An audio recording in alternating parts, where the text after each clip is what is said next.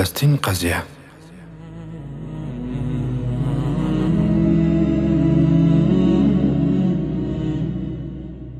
د فلسطین و ضمیر الانسانی کتاب لیکوال علوبه لیکي شوروي او امریکا په هیڅ شي کې اتفاق نه دی کړی مګر د اسرائیلو په رسمیت پیژندنه کې.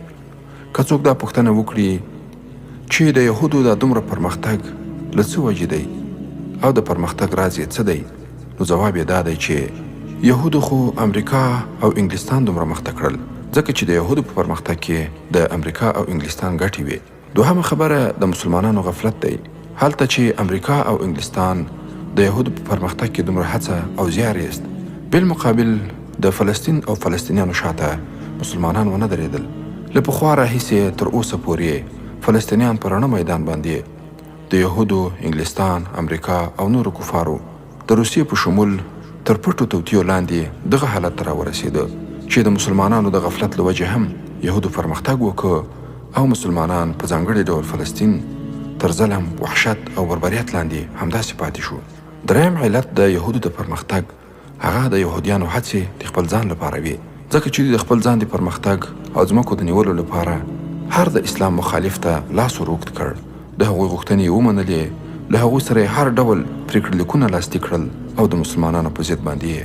له هېڅ ډول وحشت څخه لاس وانخیست تر دې چې فلسطین یې نن دغه حالت ته رارسولی. د تاریخ له پیل څخه بیا تر اوسه پورې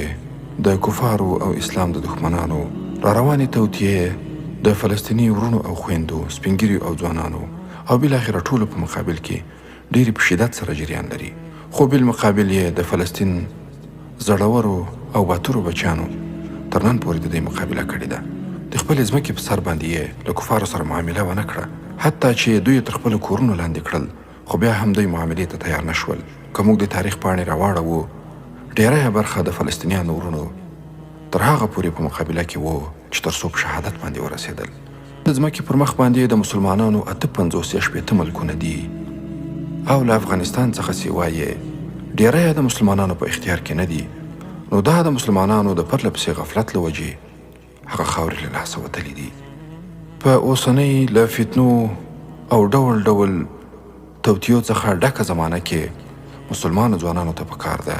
چې نور راویښ شي او د الله جل جلاله په سپېڅلي شریعت او کلام منګولې ټینګې کړي او د خپلو مخکینیو اسلافو افکارو او رڼو تګلارو ته متوجه شي چې د مسلمانانو 14 کلن یا 19 کلن ځوان مکمل سلطنت پر مخ وړ او د نړۍ په هره